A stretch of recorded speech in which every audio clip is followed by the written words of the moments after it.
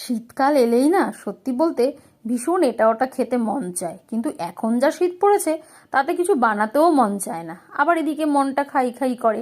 তো সেই জন্যই বানিয়ে নিয়েছিলাম আমি এখানে এইরকম একটা নরম তুলতুলে জুসি একটা চিকেনের রেসিপি। আর নিয়েছিলাম পোলাও।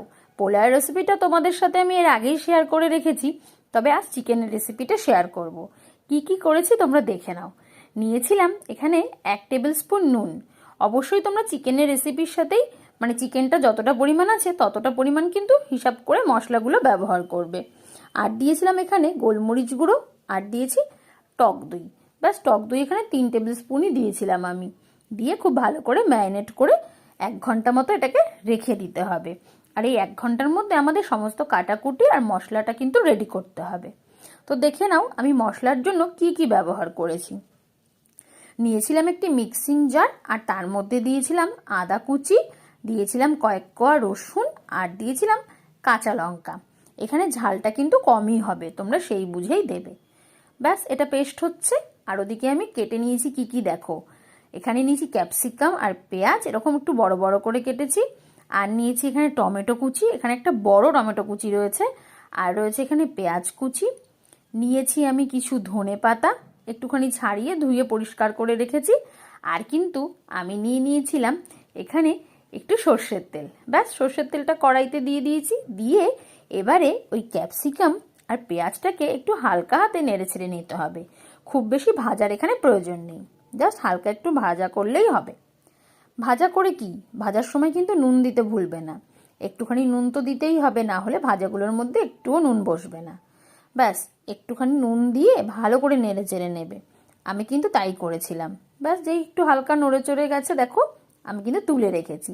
নড়ে চড়ে গেছে বললাম, যাই হোক। এবারে ওই তেলটার মধ্যেই আমি ফোড়ন হিসাবে ব্যবহার করেছি গোটা গরম মশলা, আর দিয়েছি একটু সাদা জিরে। ব্যাস, যেই ফোড়নটা ভাজা হয়ে গেল ওতে দিয়ে দিলাম পেঁয়াজ কুচি। পেঁয়াজ কুচি পুরোটাই এখানে কিন্তু দিয়ে দেবে তোমরা। দিয়ে পেঁয়াজটাকে খুব ভালো করে ভাজতে হবে। একটু সময় নিয়ে ব্রাউন করে কিন্তু পুরো পেঁয়াজটাকে ভেজে নেবে। যখন দেখবে পেঁয়াজটা নরম হয়ে গেছে তখন ওই যে মিক্সিং জারে যে মশলাটা করে রেখেছি ওটা একটু জল দিয়ে এর মধ্যে দিয়ে দেবে, মানে সামান্য পরিমাণে, যাতে জারটা ভালো করে ধোয়া হয়, আর কিছুই না। দিলাম, দিয়ে খুব ভালো করে এবারে ওই পেঁয়াজের সাথেই আমি কিন্তু একটুখানি মশলাটাকে কষিয়ে নেব। যেই আদা আর রসুনের গন্ধটা চলে যাবে, ব্যাস এবার টমেটোটা অ্যাড করতে হবে। সবসময় মনে রাখবে টমেটো যখনই দেবে তখন কিন্তু একটু সময় নিয়ে তোমাদেরকে রান্নাটা করতে হবে। যেহেতু এখানে অনেকটা টমেটো ছিল, তোমাদের কিন্তু যদি এত বেশি টমেটো দাও তাহলে একটু নুন দিয়ে ঢাকা চাপা দিয়ে দেবে। তার ফলে কি হবে, টমেটোটা খুব তাড়াতাড়ি কিন্তু সেদ্ধ হয়ে যাবে, আর টমেটোর জলটাও তাড়াতাড়ি বেরিয়ে যাবে। দেখো, আমারও কিন্তু তাই হয়েছে। এবারে আবারও ভালো করে আমি একটু নেড়ে চেড়ে নিয়েছি। দিয়ে এবারে একটুখানি নুন দিয়ে দিলাম। নুনটা আমি আগে দিইনি, একটু পরেই দিলাম। দিয়ে আবারও নাড়াচাড়া করে নেব। ব্যাস, এর ফলে টমেটোগুলো তাড়াতাড়ি সেদ্ধ হয়ে যাবে। আর এই সময় গ্যাসের ফ্লেমটা হাই করে আমি কিন্তু ম্যারিনেট চিকেনগুলো আস্তে আস্তে সব কড়াইতে দিয়ে দিয়েছি। এই সময় মনে রাখবে যখনই তোমরা চিকেনটা দেবে কড়াইয়ের মধ্যে, গ্যাসের ফ্লেমটা যেন অবশ্যই হাই থাকে। ব্যাস, আর কি, চিকেনটা দিয়ে এবারে খুব ভালো করে তাড়াতাড়ি করে একটু নাড়াচাড়া করতে হবে। যেহেতু ফ্লেমটা হাই আছে, ভালো করে সব কিছুর সাথে একদম এটাকে ভেজে নিতে হবে। নাও, এটা ভাজতে ভাজতে বলে দিই, আমার চ্যানেলে রান্না যদি তোমাদের ভালো লাগে অবশ্যই আমার চ্যানেলটিকে কিন্তু সাবস্ক্রাইব করো। আর লাইক করতে কিন্তু ভুলো না। কমেন্ট করে জানিও তোমাদের কেমন লাগে আমার রান্না। আর দেখো, কথা বলতে বলতে এখানে কিন্তু আমার চিকেনটার থেকেও জল বেরিয়ে গেছে। আর যেই জল বেরিয়ে গেল অমনি আমি এখানে দিয়ে দিলাম 1.5 টেবিল চামচ মতো ধনের গুঁড়ো, আর 1 টেবিল চামচ দিয়ে দিয়েছি আমি জিরের গুঁড়ো। আর কিছুই না। দিয়ে আবার একটুখানি নাড়াচাড়া করে ঢাকা দিয়ে দিয়েছি। এবার পুরোপুরি চিকেনটার থেকে আর টমেটোর থেকে পুরো জলটা দেখো বেরিয়ে গেছে। এখানে কিন্তু আমি কোনো রকম জল অ্যাড করিনি।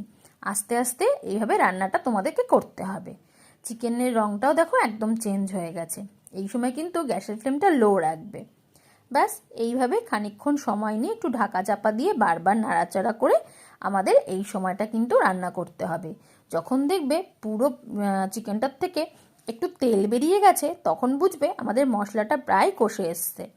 এবারে আমরা কি করব, খুব ভালো করে দেখে নাও। এখন কিন্তু আমাদের আর বেশি কিন্তু গ্রেভি দরকার নেই, যেটুকু দরকার হবে সেই হিসাবে দেবে। তোমাদের যদি একটু গ্রেভি ভালো লাগে তাহলে সেই হিসাবে জলটা অ্যাড করবে। দেখো পুরোপুরি তেলটা বলেছিলাম বেরিয়ে যাবে, তারপরেই জল দেবে। অবশ্যই গরম জল দেবে। আমার খুব বেশি গ্রেভির প্রয়োজন ছিল না, তাই অল্প করেই দিয়েছি।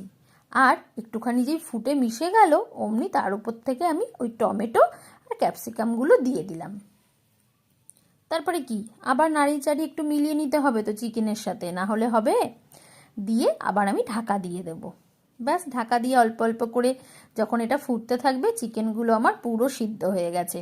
আর এত জুসি হয়েছিল এদিন চিকেনের রেসিপিটা। তোমরাও কিন্তু বাড়িতে একবার ট্রাই করো আর আমাকে কমেন্ট করো যে কেমন লাগলো তোমাদের। আর তোমরা যে বানিয়েছো সেটা সবাই কেমন খেয়েছে সেটাও আমাকে জানিও। নাও এবারে ঢাকনাটা খুলে ওপর থেকে একটু ধনেপাতা কুচি আর কাসুরি মেথি কিন্তু আমি দিয়ে দিয়েছি। দিয়ে আর কি নাড়াচাড়া করলেই তো হয়ে যায়। এবার ঢাকনা দিতে হবে না কিন্তু আর।